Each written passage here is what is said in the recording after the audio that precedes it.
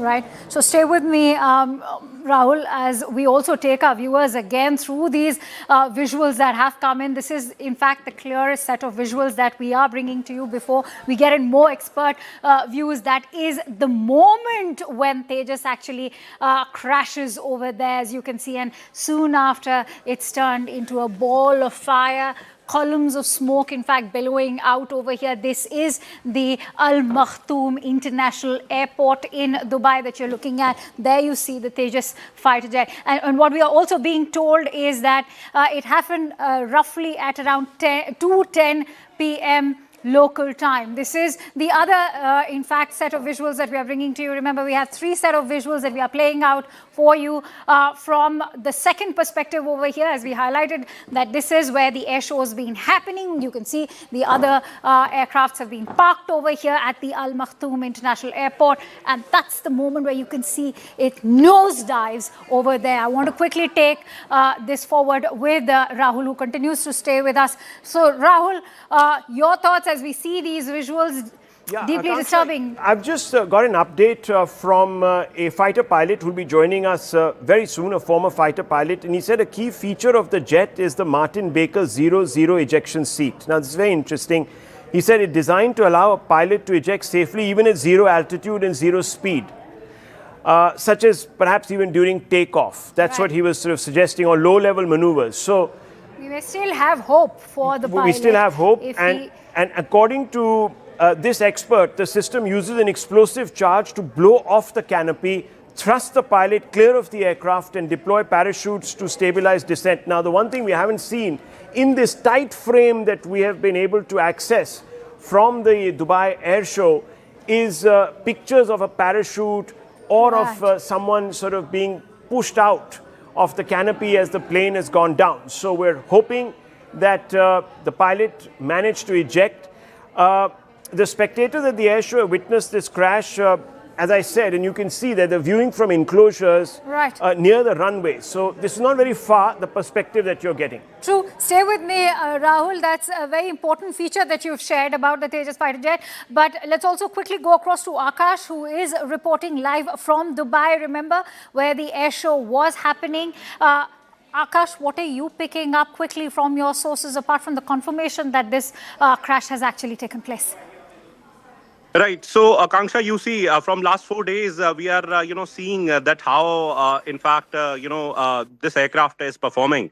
And on this particular day, we are seeing these visuals. Rahul was pointing out, that we haven't seen any sort of, ejection. And that is right. In fact, those who are present on the ground, are somewhere suggesting that no ejection took place. But we will wait for some sort of official confirmation on the ejection part and if, pilot has survived. But this is unfortunate. This is the second such, incident involving Tejas Mark 1 aircraft of the Indian Air Force. Remember, around 40 aircraft are being operated and, around 8 minutes were somewhere dedicated for the aircraft. We are learning and, on a daily basis, it is performing. And in fact, on the static display, in fact, we have been reporting that from last 3 days, how people have been coming, taking pictures, taking selfies. Very unfortunate. But again, these incidents happen, when you are involved in operations of such aircraft. Of course, we'll get to know in the investigation as to what went wrong. But in the operational history of more than 20 years, this incident is happening and has happened in Dubai. Last time around in 2024, we have seen a similar incident for which the court of inquiry, was ordered. In this particular scenario, the priority is to get some sort of news of the survival of the pilot. We have seen, the entire Tejas team, which is there in Dubai, posing with MOS Defense Sanjay Seth and also the Vice Chief of Air Staff, Air Marshal N. Tiwari. Okay, stay with me, Akash. Let me quickly bring in Captain Vinod also, who's back with us on the broadcast. Captain Vinod, I want to quickly bring you in on what are the key features that can ensure the pilot's safety, especially when it comes to, if you're not looking at combat right now, but even the kind of aerial demonstrations that were happening in terms of what can secure the pilot so far. We are still trying to shelve and harbor hope that the pilot perhaps could have ejected. See, a couple of things, Akanksha. First and foremost is when you're doing low-level aerobatics, especially in the downward maneuver, your time to take a decision to get out of cockpit is fairly limited. I am yet to see where at very, very close to ground, if someone has ejected, ejected, B, ejected and survived. So, like I said, it's a very double-edged sword. So, though this particular aeroplane has something called the zero ejection seat. That means in a zero forward velocity and zero height, you can eject, a parachute will deploy and you can survive. It is possible. So that is for situations in which you don't have a very high downward vertical velocity. In this case, if you notice, there is a very high downward vertical velocity. So ejecting when you are going down at very high speed, the zero height now is not valid anymore because you need to have a much positive upward vector countering this downward vector for the parachute to deploy. So there is the Martin Baker ejection seats are fitted in this, and there is a little bit of technical challenge there. True. And in fact, we would just be steering clear of any kind of speculation right now. But Captain Vinod, it's very important to highlight right now at the moment that the last crash that had taken place was in 2024, which was after 23 years since the Tejas had been in production that it crashed. And for 23 years, it had a squeaky clean record. Absolutely. In fact, like I said, any crash at low-level aerobatics, the low-level aerobatics pilot is at very limited or very wafer-thin safety margin. Why do we do low-level aerobatics? So that we show it to the public. This is how the aeroplane operates or flies or fights against enemy in the enemy territory, not in low level, but at medium or the high level.